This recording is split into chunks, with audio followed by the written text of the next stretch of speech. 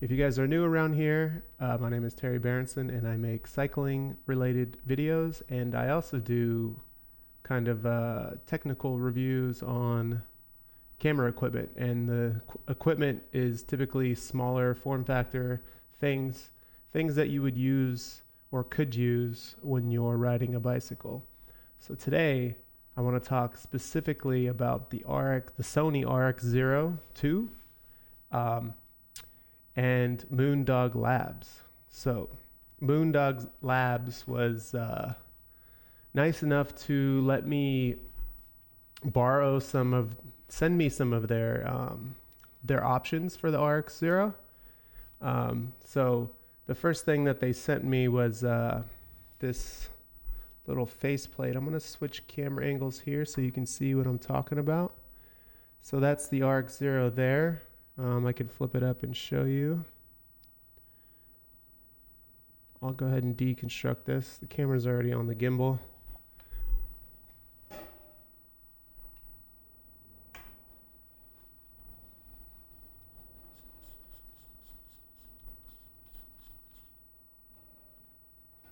So that's the RX0 there.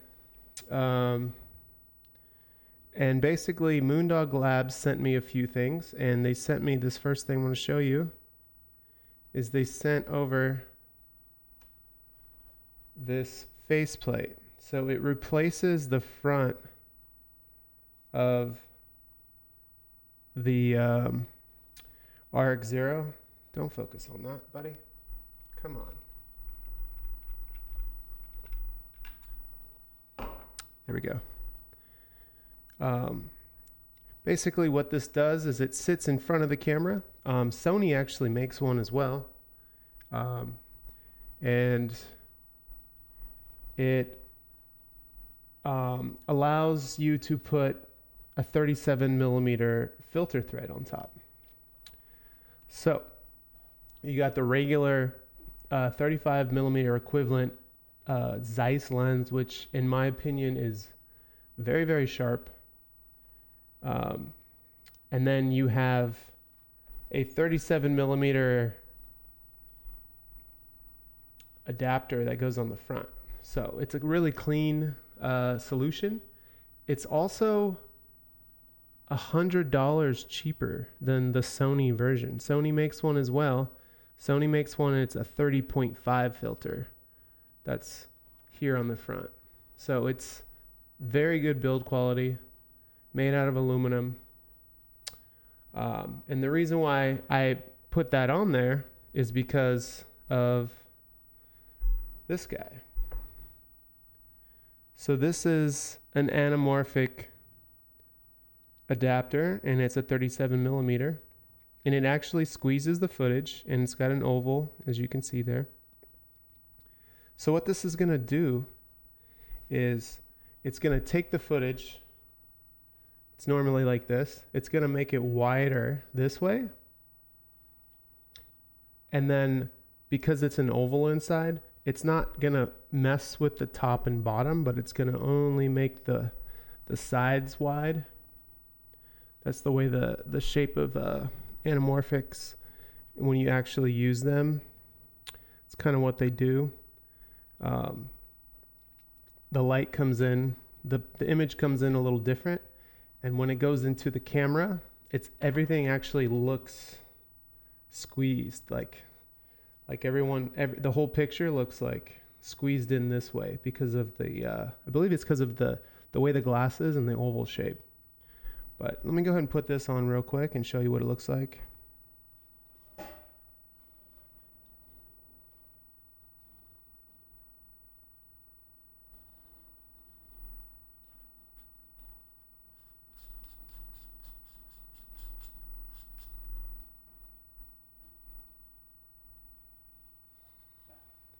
All right, so that's what it looks like there. I'm gonna go ahead and turn the camera on. So I do have the camera on. So now we're looking, I'll give you an idea by doing this. Let's see. There we go. So as you can see, The gimbal's not going to work very well because I have the HDMI connected into the camera. But as you can see here, that's the camera that's filming this shot right here. And the picture, look at my face. I'm squeezed, right? Squeezed up. And then you have to do something in post to get that anamorphic look. And I'm going to show you here in a second. Let me put this back here. Switch back to here. So now we have the anamorphic lens on front. Another thing that MoonDog Labs sent over to me was this filter holder here. And basically it sits in front of the anamorphic lens. So let's go ahead and put that on.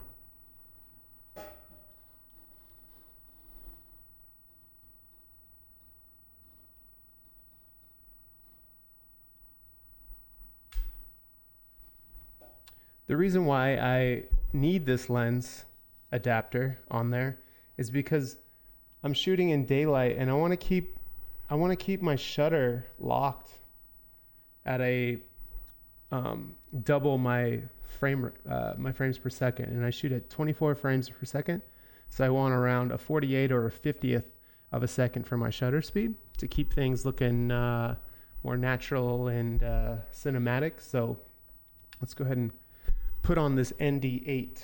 That's what I got for it. It's basically this adapter here steps up to a 52 millimeter, which is a very common size.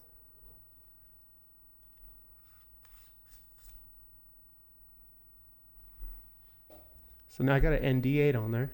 So now I can shoot outside without a problem. It's about 3 stops. So that's what the camera looks like after I put all this stuff on. Now, you have seen my tests where I was trying to run this camera on my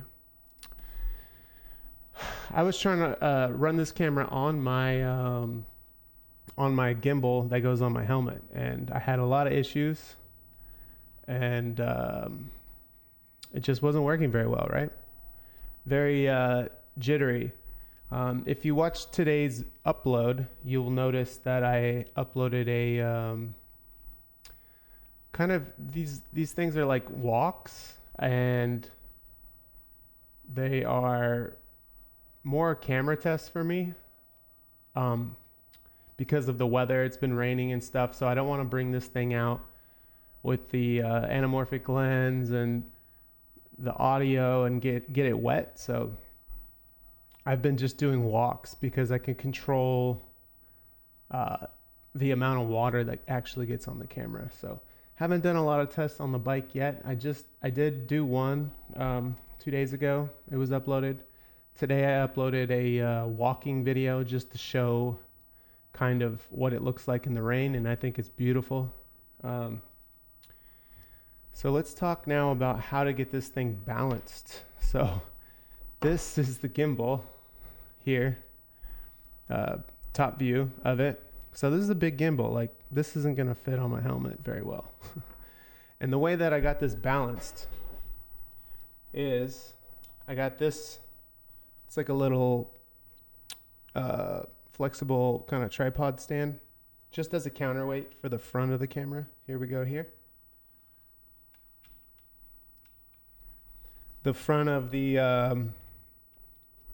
this is a Zhiyun crane. The front of this crane has a 1/4-20 on the front, and what it's usually made for is a lens holder, so there's not vibrations when you're using a big lens.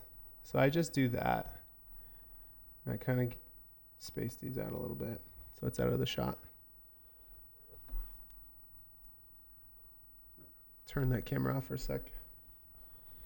So yeah, let's look at the way I have this set up. And this is how I had it set up for the walks and the ride, basically. So I have the monitor on this RX0. Obviously, it flips up and it goes all the way back. So I have a Rode. It's the video forget what this is called actually. It's the Video Pro, or let me look real quick.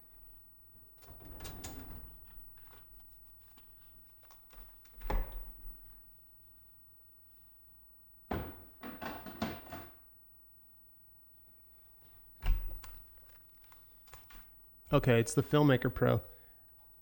Basically, it goes with these boxes here. This is like a wireless, it's like a very cheap version of a wireless transmitter. It's a couple years old. I've had this for a while. So basically the microphone that goes into here, I just used it here on the RX0. So it's a lav mic with a little dead cat on it. I got it all taped up so it doesn't fall off. And then this is, the red tape is kind of crazy. I didn't have any black gaff, but I have some red. And I just plug this right into the back. Let me unplug these real quick. So the back of the RX0 has a 1/4-20, as you can see there. So I just plug it right in. It's super convenient in that way. And then, oh, it does not want to go back. There we go. It's severely off balance right now. There. So all the audio from those couple test videos have come from just this lav mic plugged in to the back of the camera. Nothing, no second audio sources for that. So this is my setup, and I gotta give a huge shout out to MoonDog Labs for just setting it up. Like, I don't reach out to companies and ask for things ever, and I just was testing the RX0 and I was like, you know what, I'm just gonna ask. So I wrote them a quick email and I was like, hey, I'm trying out this camera, this is what I do. And they were nice enough to respond really quickly, and then so they sent over this whole kit. So I have tried and shot a few videos with it already, but I will shoot a few more with it, showing what I can do with it, or what can be done with it.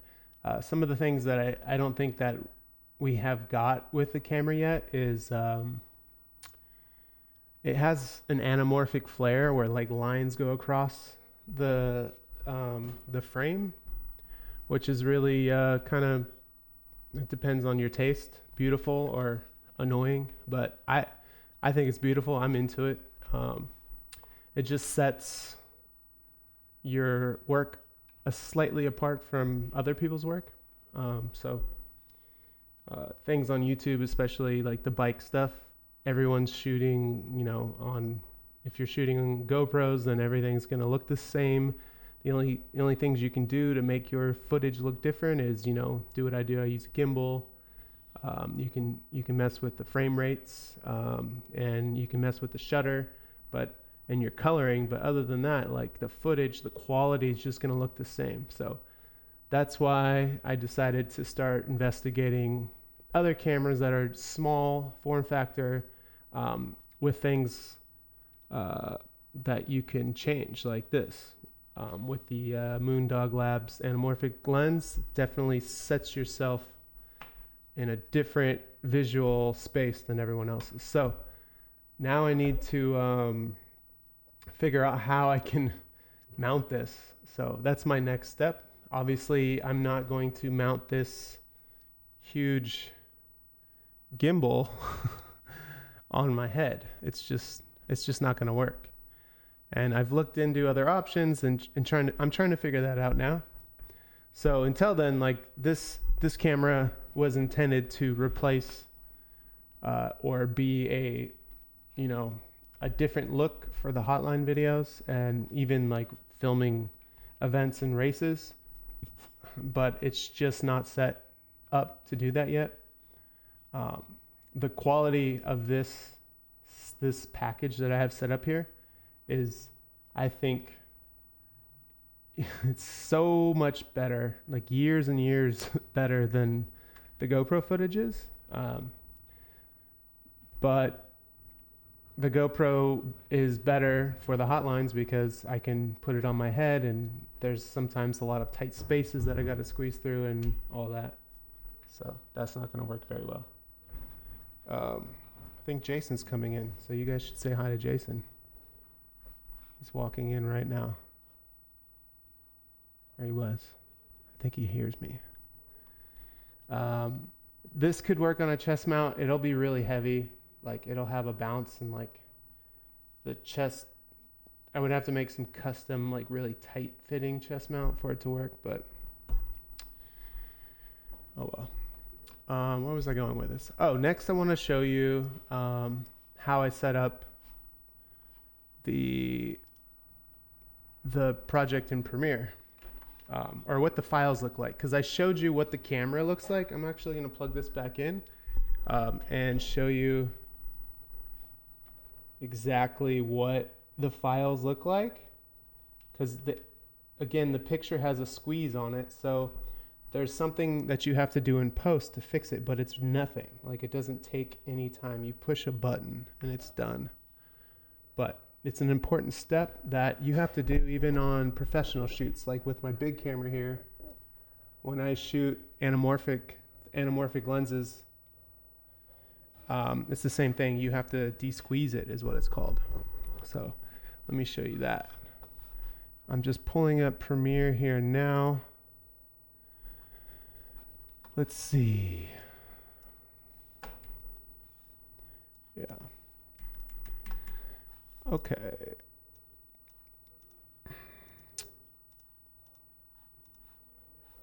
This is very interesting here. Hopefully you guys find this interesting. I'm going to, what clip is that? 3? Okay.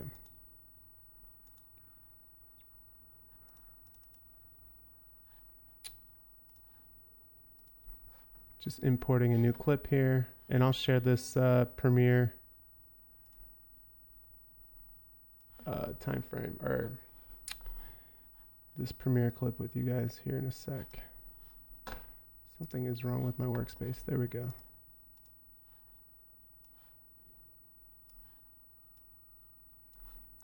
That is not the right one. Okay.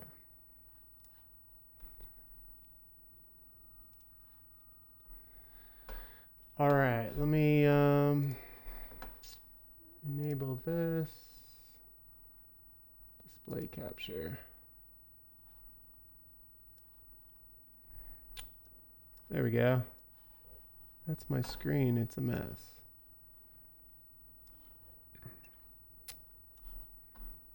All right.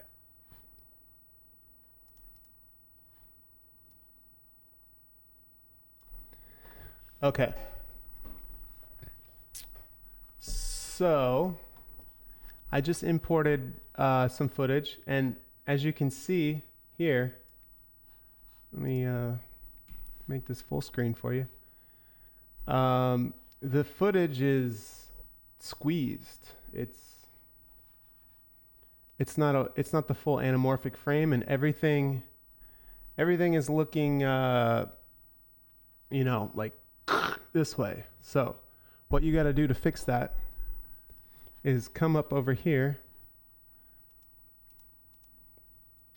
and you want to right click this, and you just go to modify, interpret footage, and you got to go, oh, that's the wrong one, sorry. Modify, interpret footage, and then you click this pixel aspect ratio. You do conform to, you drop this down to HD anamorphic 1080, and that's 1.33. So you hit that, hit OK, boom. You see what just happened there?